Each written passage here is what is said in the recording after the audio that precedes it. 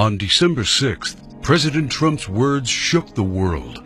He recognized Jerusalem as the capital of Israel, and whether he knows it or not, fulfilled his part in a frightening biblical prophecy. Because according to the final chapters of the Bible, our country and every American citizen are about to face its greatest tribulation. Only the church leaders know the true meaning of this biblical prophecy that is encrypted in the writings of 4 ancient prophets, inspired to send a warning across the centuries to all true Christians and patriots. Therefore, before watching this documentary, be forewarned. You are about to see how all the world's leaders and their armies are silently playing their part in the lead-up to the greatest and darkest event in human history, an event that may leave 290 million Americans dead in its wake. Once you witness the chilling evidence of the words of our Lord coming true, there is no turning back.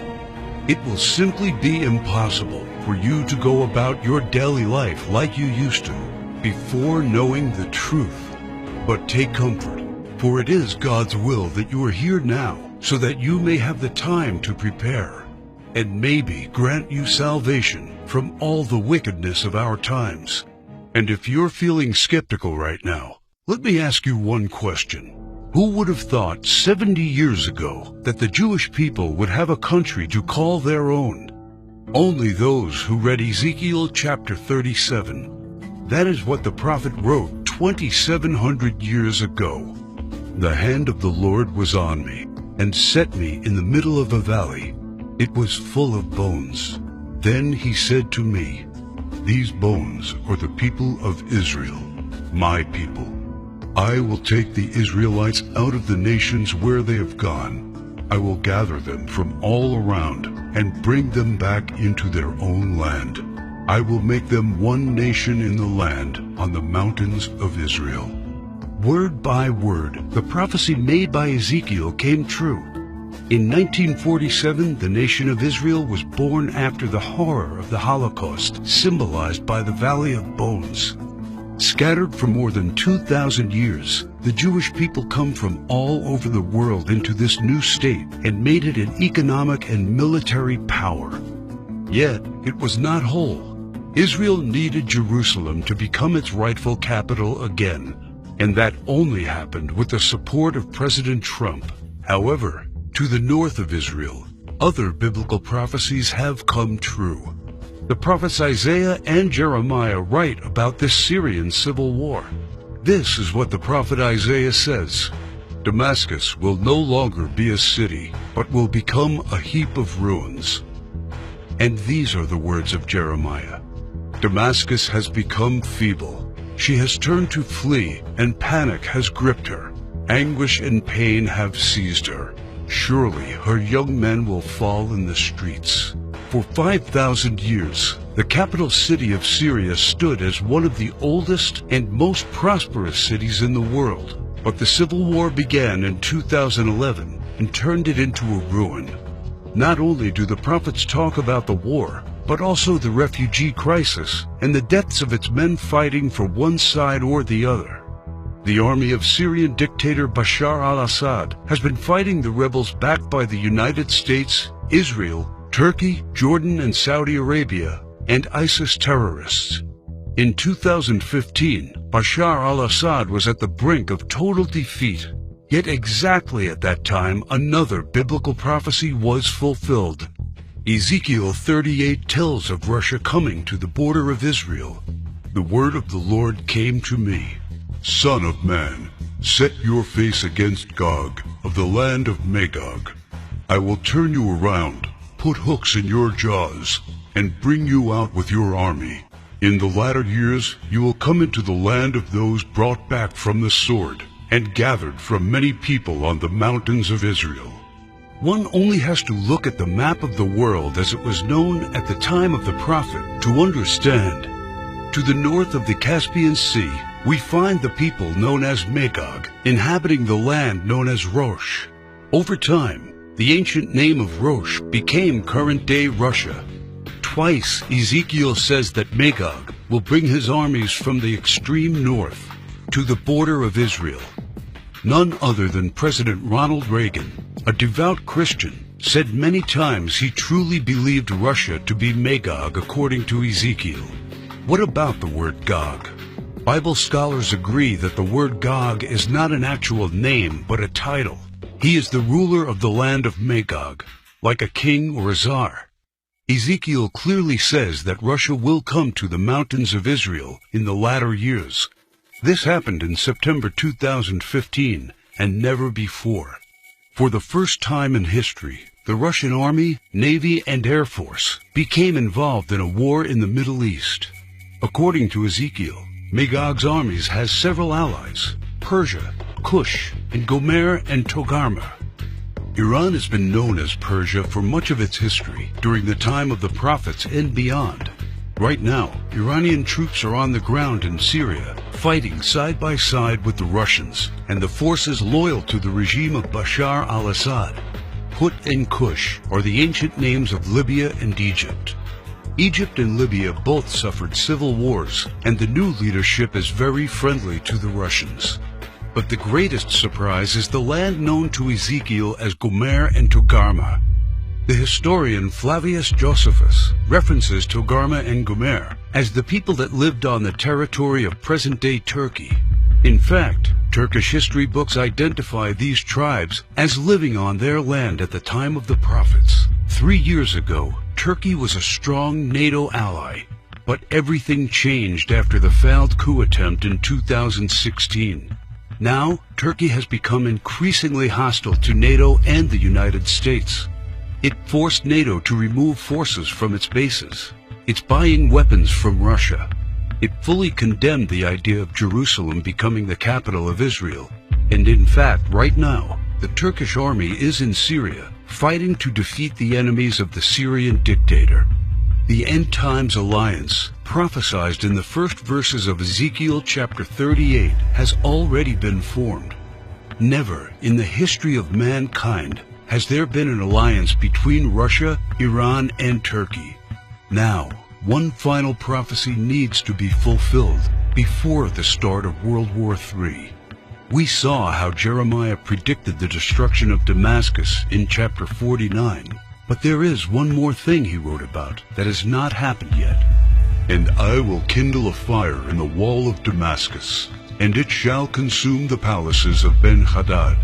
Ben-Hadad is not an actual person, but a title. Just do one simple search online, and you will discover that Ben-Hadad is the ruler of Aram Damascus. While it is clear that Bashar al-Assad is the current ruler of Damascus, Aram is a region in Syria now known as Aleppo.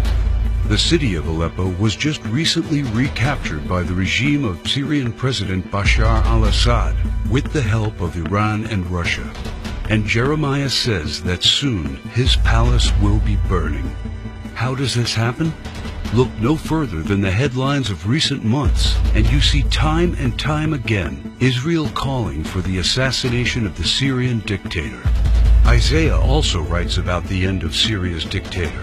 The fortified city will disappear from Ephraim, and royal power from Damascus. This is the spark that ignites World War III. Ezekiel chapter 38 states that 2/3 of Israel will be destroyed in this coming war, and those left in the Holy Lands will face grief and pain and hardship. So what happens to the United States? Will we not help Israel at its darkest hour? To answer this question, we must first find the United States in biblical prophecy. John the Apostle in the book of Revelation and Jeremiah and Isaiah talk about another end times nation in their writings. A nation called Babylon, or Mystery Babylon. The name is deeply symbolic. Ancient Babylon was a city made great by people who came from all parts of the ancient world, just like immigrants helped make the United States the world's only superpower. And because the prophets didn't know of the existence of the North American continent at the time of the visions, they called it Mystery Babylon. Some say biblical Babylon refers to ancient Iraq. But if that is true, why do the prophets see it as a nation surrounded by waters? O thou that dwellest upon many waters, abundant in treasures, where all who had ships on the sea became rich through her wealth, While biblical Babylon has plentiful access to waters rich in resources, most of Iraq is a desert and has only a narrow stretch of coastline. Why do the prophets talk about pollution when in ancient Iraq there could be no such thing? Thou hast destroyed thy land. I have polluted mine inheritance, and have given them into thine hand. Babylon mounts up to heaven, and descends above the heights of the clouds. These metaphors clearly reference a nation that has discovered flight. It is obvious that Babylon, or Mystery Babylon, can't be ancient Iraq. But the prophets have more to say about this end times nation.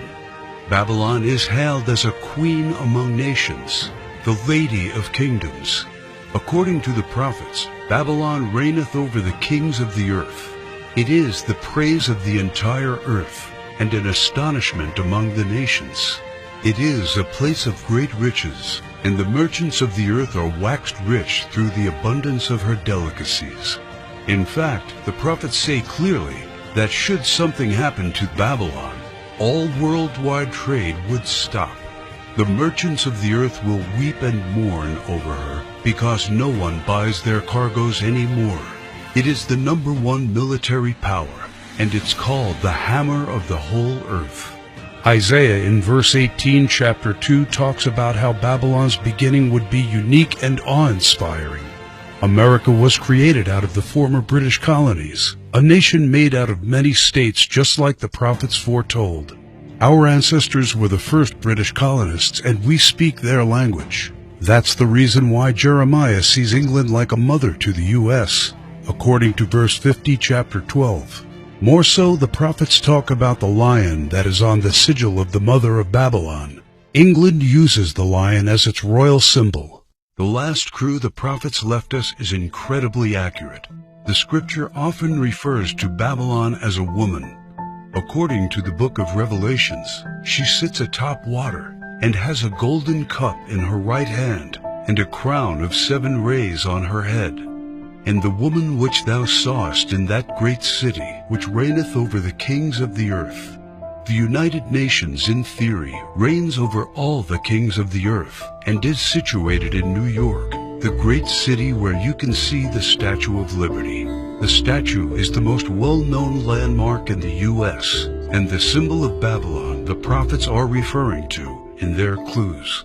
So why, then, are they also calling it the Whore of Babylon? The sculptor of the Statue of Liberty was Auguste Bertoldi, a Mason belonging to the Great Masonic Lodge in Paris. Before beginning the Statue of Liberty project, Bertoldi was seeking commission to construct a giant statue of the goddess Ishtar. The Romans also adopted this fertility goddess, but they changed the name to Libertas in Latin, Liberty in English. Libertas is the mythological equivalent of Ishtar. Therefore, the Statue of Liberty is in fact a statue of Ishtar, the Babylonian goddess of fertility, love, and sex. According to the ancient Babylonian rituals, one could only be purified of sin after intercourse with a temple priest or priestess of Ishtar. In return for this salvation, a gift offering was needed. Ishtar was the patron mother of the temple priestesses and priests. She was the mother of what we would call today prostitution. This is why Ishtar was seen by early Christians as the Whore of Babylon. And that is why the Statue of Liberty, the symbol of America, is also called by the prophets the Whore of Babylon. Do you think it is just a coincidence that the U.S., the home of the greatest and most famous statue of Ishtar, provides 65% of pornographic movies and adult entertainment to the world? Is it just another coincidence that this is the country where sexual liberation originated and spread to the rest of the world? It's not. It's just like the scriptures foretold. For all nations have drunk of the wine of the wrath of her fornication. The U.S. today has the most powerful economy and military, controls worldwide commerce, is proud and arrogant, has the most developed Air Force and space program, and it is the envy of the world. It houses the Whore of Babylon. It reigns over the kings of the earth. And unfortunately for every living American, It is Mystery Babylon. This is what the prophets say about the great enemy of Babylon. For out of the north there cometh up a nation against her, which shall make her land desolate. They come from a far country, from the end of heaven, and the weapons of his indignation, to destroy the whole land. Remember which country the prophet said was from the north? The same country that Ezekiel said will lead a great alliance of nations to the borders of Israel? If war happens, the United States must be the first target. That is why the prophets foretell that at the start of this war, Russia will unexpectedly use a very special weapon, the weapon of indignation, against the whole territory of the U.S., a weapon like which the world has never seen. The Holy Book shows how Babylon will feel the fury of this terrible weapon. This weapon will hit our entire country, and all our defenses will be in vain. Though Babylon should mount up to heaven, and though she should fortify the height of her strength, yet the spoilers come unto her. This weapon paralyzes our military and leaves it almost defenseless. How is the hammer of the whole earth cut asunder and broken? The mighty men of Babylon have forborne to fight. Their might hath failed. The broad walls of Babylon shall be utterly broken, and her high gates shall be burned with fire. She hath given her hand. Her foundations are fallen, her walls are thrown down, because the spoiler is come upon her, even upon Babylon. And her mighty men are taken, every one of their bows is broken. And after the attack, Babylon is left silent and in darkness. Sit thou silent, and get thee into darkness, for thou shalt no more be called the Lady of Kingdoms. All three prophets tell of the fall of Babylon, the destruction of the United States of America as we know it. This is not an event that happened to ancient Babylon in the past. History has never recorded the fall of a state or a city in the way described by the prophets. What weapon could silence an entire continent in 1 hour? The world has never seen one until a few years ago, with the creation of the electromagnetic pulse, or EMP. Over and over, think tanks like the EMP Commission, working for the Senate, have warned how this is the greatest and perhaps only real vulnerability of the United States. Yet no administration has done anything about it. We are completely unprepared for what's coming. Every report says the same thing. This event can wipe out 90% of Americans, and all it takes is just one warhead to be detonated above the United States to take us back to medieval times. The lasting effects will destroy society as we know it, exactly as the scriptures predicted. Therefore shall her plagues come in one day, death and mourning and famine. Without hospitals or pharmacies being able to function, people won't be able to take their necessary medication. Without running water, heat, and garbage disposal, diseases will break out. As cars and trucks stop running, market shelves will become empty. Desperate people will become looters, and there will be food riots. There will be no police, no law, no health care, no help. It will all descend into chaos and confusion, a complete collapse of everything we take for granted today. As the prophet Jeremiah says, "And it shall be, when thou hast made an end of reading this book, that thou shalt bind it to a stone, and cast it into the midst of Euphrates. And thou shalt say, Thus shall Babylon sink, and shall not rise from the evil that it will bring upon her. And this is the start of the time of tribulation and sorrows.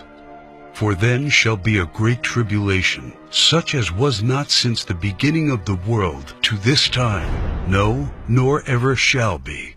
And yet, the prophet shows that there is still hope. But the ones who endures to the end will be saved. The message couldn't be any clearer. The warnings are there so that only the ones who believe the words and warnings of our Lord and prepare will be saved.